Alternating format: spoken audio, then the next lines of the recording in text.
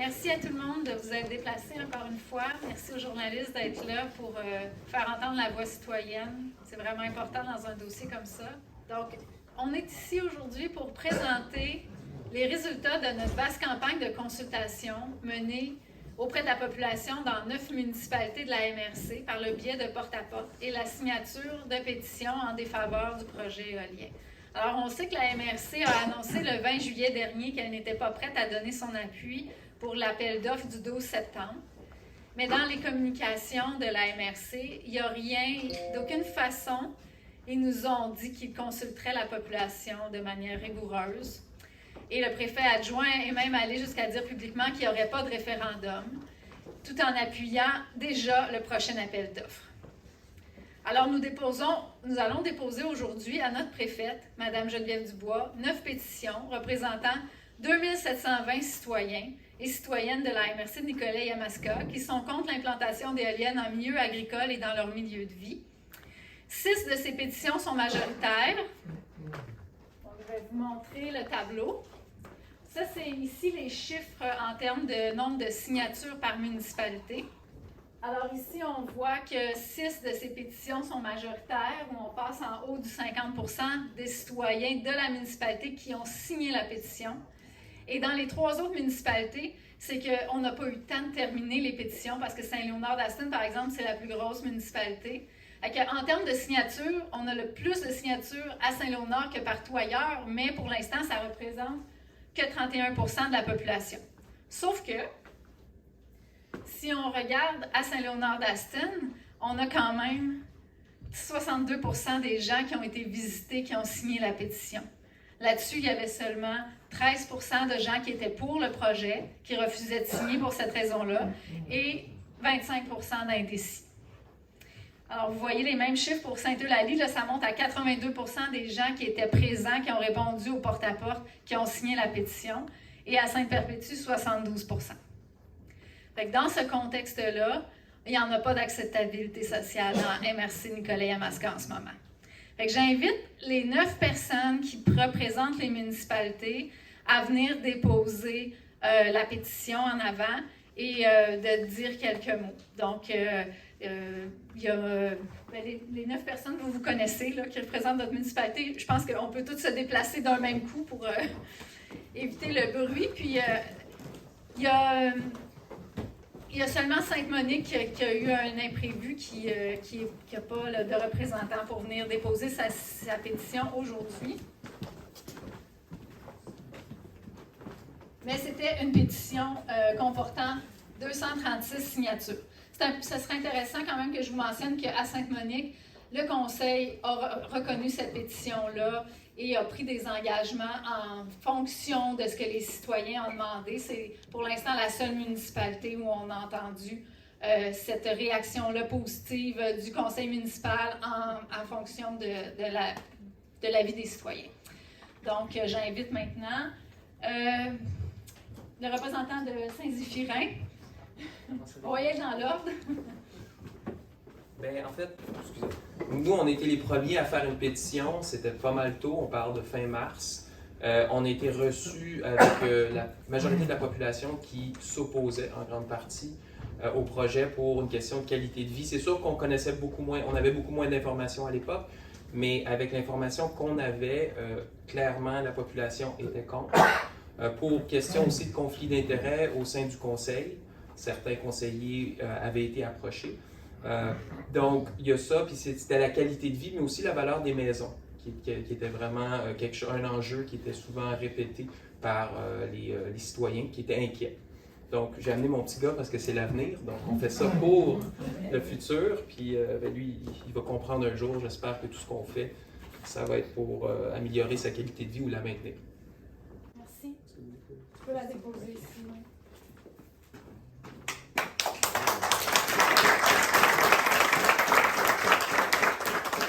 Monsieur Laplante, de la visitation.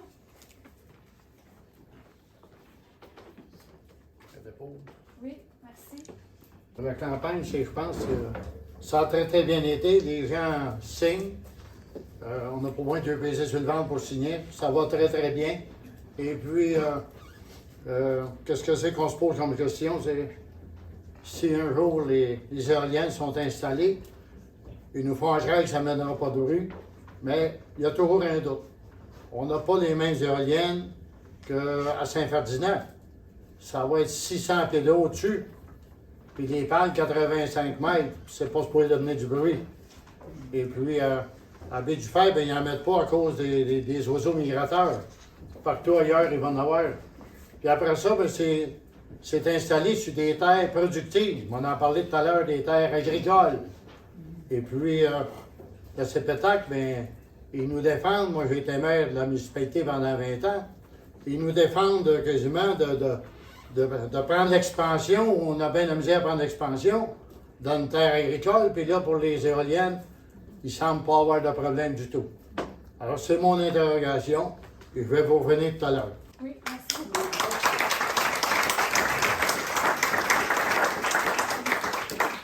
Alors, j'invite Madame, comment Martine de Saint-Wenceslas.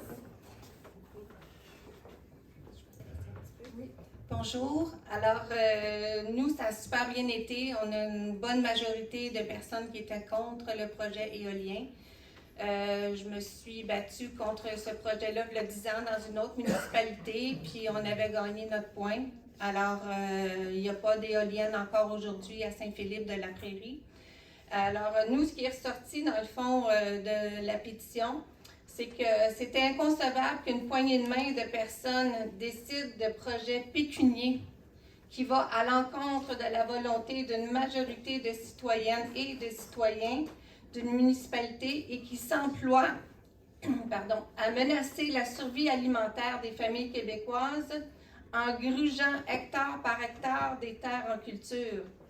Alors, n'ayant aucune vraie, mais vraiment aucune étude concrète sur les impacts sur la santé et naturellement le silence radio sur les dépenses que peut occasionner de tels projets d'envergure dans de si petites municipalités à long terme. Alors, les gens sont très inquiets de combien ça va coûter, qu'est-ce qui va arriver, on ne le sait pas.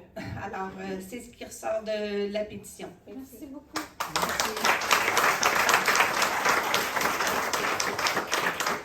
Représentant de Grand Saint-Esprit, c'est vous. Bonjour, Mario Turcotte du Grand Saint-Esprit. C'est tout simple. Nous croyons que les citoyens, les opinions comptent autant que les élus municipaux et les cultivateurs entrepreneurs. Nous voulons que notre voix soit entendue, que nos revendications soient entendues. Et on veut aussi avoir des éclaircissements sur toute cette espèce de manigance qui va un peu trop vite. Excellent.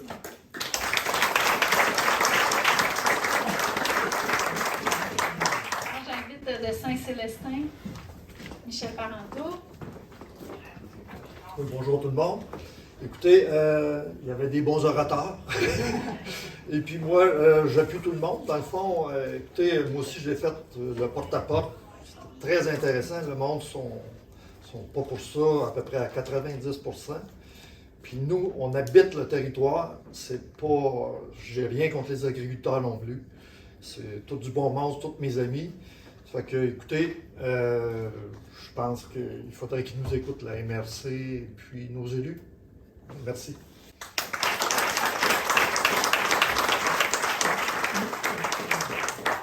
Je rebondis sur ce que vous avez dit. Il n'y a pas que des agriculteurs en faveur, il y en a beaucoup en défaveur, puis il y en a aussi aujourd'hui qui vont venir nous en parler. Alors, j'invite maintenant de Saint-Léonard-d'Aston. Bonjour, je voulais pas être en avant, je suis. C'est la même chose pour nous autres aussi, des gens qui sont...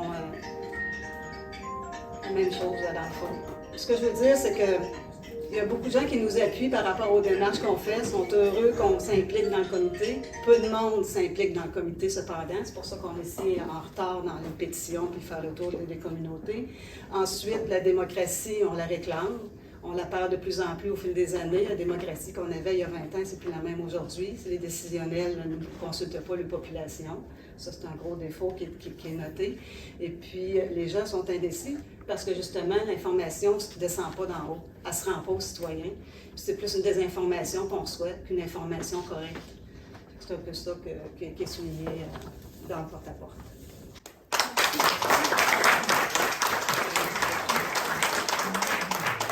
Alors, je vais faire du pouce sur ce que Martine a dit aussi. C'est très demandant de faire du porte-à-porte, de sacrifier plein de soirées, plein de fins de semaine. Il y a plein de gens qui sont vraiment contre le projet, mais qui n'ont pas la disponibilité dans leur vie de tous les jours d'aller faire du porte-à-porte.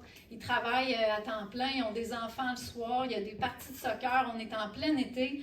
Fait que c'est pas parce que les gens sont pas motivés qu'ils viennent pas s'impliquer pour faire du porte-à-porte, c'est parce que c'est aussi c'est gênant de faire ça. Hein, pour ceux qui l'ont fait, là, c'est exigeant émotionnellement aussi. Donc, ça, c'est quelque chose que j'espère que nos élus, quand ils vont voir les 2720 signatures, vont considérer l'énergie que ça prend d'aller consulter tous ces gens-là. Fait que j'invite maintenant la représentante de Sainte-Eulalie. Bonjour, Gaétan Prince, Sainte-Eulalie. Je fais de l'agriculture bio depuis 35 ans déjà. Moi, j'ai un défaut qui est bien apparent. Des fois, je m'informe beaucoup avant de prendre des décisions. Ça, c'est un gros défaut au jeu. Puis là, je me suis informé un peu, puis je vois qu'il n'y a rien de clair dans ce qu'on nous propose. Alors, j'ai décidé de m'impliquer dans la pétition, puis d'aller un peu plus loin pour demander aux élus des rapports, des informations. Moi, tout ce qui est fait vite, bien souvent, c'est voué à l'échec. Alors, c'est mon message aujourd'hui. Merci.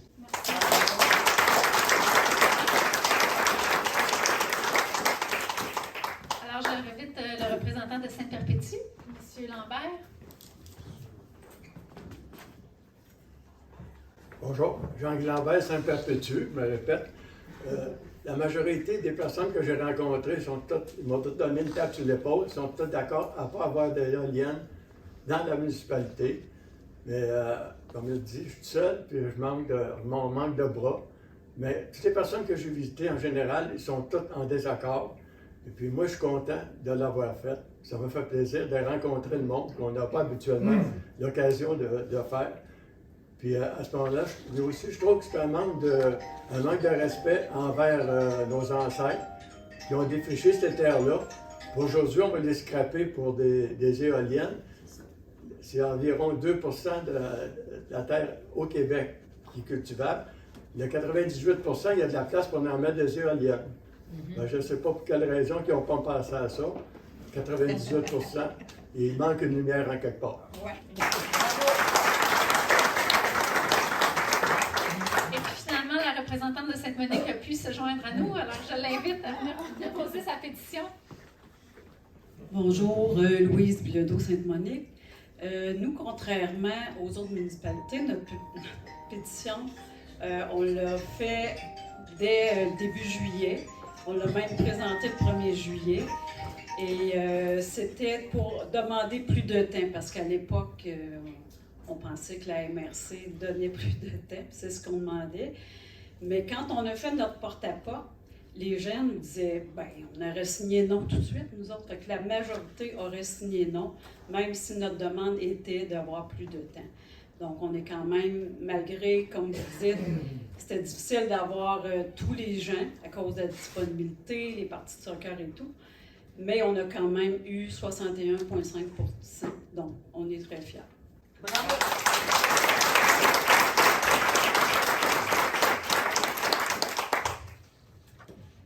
Alors, je vous amène sur le sujet aussi qui a été ressorti pendant notre porte-à-porte, c'est que les gens réclament une véritable démocratie. Il y a même des gens qui étaient en faveur du projet, qui ne voulaient pas signer la pétition, qui m'ont remercié de faire ce que je faisais, de faire le porte-à-porte, parce qu'avant tout, ce qui était important pour eux, c'est que la population choisisse. Alors, pour démontrer de façon concrète les accros à la démocratie entourant le projet éolien, notre comité a demandé un avis à M. Langelier, juriste et sociologue, qui a écrit un essai soulignant tous les aspects qui démontrent le manque de démocratie et de transparence dans le dossier éolien. Ça s'appelle « De la démocratie en Nicolet-Yamaska ». J'aimerais vous en lire un court extrait. La vision obsolète et dépassée de la démocratie où les élus représentent à eux seuls la légitimité démocratique et qu'ils peuvent décider à peu près de tout sans la participation active des citoyens, c'est incompatible avec les exigences constitutionnelles de la liberté d'expression et du droit public à l'information qui en découle. Alors, plusieurs citoyens agriculteurs sont ici aussi pour réclamer plus de cohérence dans nos instances gouvernementales. J'invite M. Serge Lemire à venir faire sa petite présentation, qui est producteur agricole ici à Nicolet.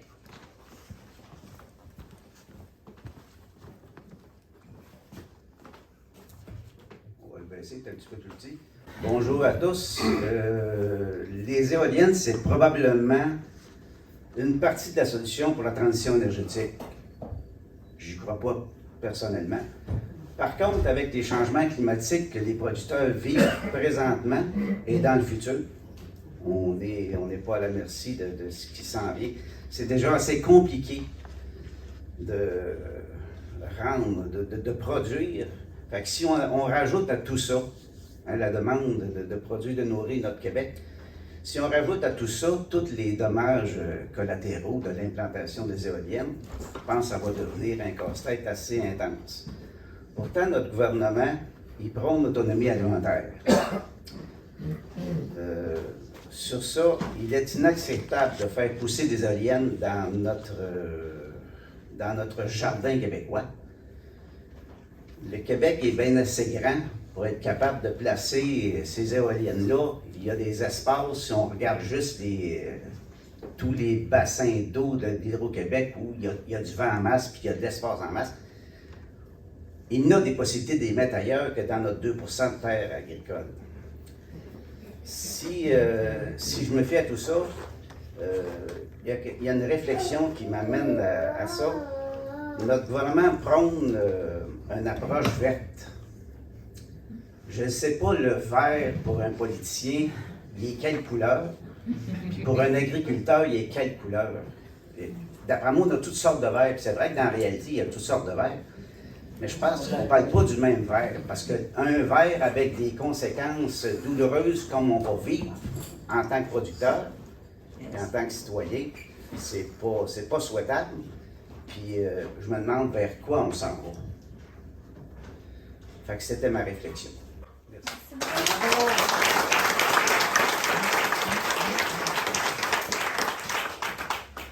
Notre comité souhaite aussi mettre en garde le public contre la réflexion trop hâtive et erronée qui consisterait à penser que nous n'avons pas d'autre choix que d'accepter les éoliennes si on souhaite se prémunir de ce que plusieurs considèrent comme un mal bien pire, soit la réactivation de la centrale nucléaire Gentilly 2. Alors, on vous invite tous à ne pas sauter trop vite aux conclusions et de ne pas se leurrer, parce que les éoliennes projetées en terre agricole, c'est une énergie intermittente, n'empêcheront pas le gouvernement, dans sa logique actuelle, de chercher à développer d'autres sources d'énergie pilotables, soit des barrages ou du nucléaire. Michael Sabia l'avait dit dès le début qu'il n'allait pas éviter de regarder toutes les possibilités. Fait que c'est pas à nous de faire un sacrifice des terres agricoles pour empêcher le nucléaire que de toute façon pourrait arriver quand même sur la table. Alors, ce que nous, on demande, c'est un véritable débat de société où on évalue ensemble les différentes options avec des spécialistes sans conflit d'intérêts et où la population peut réellement se prononcer.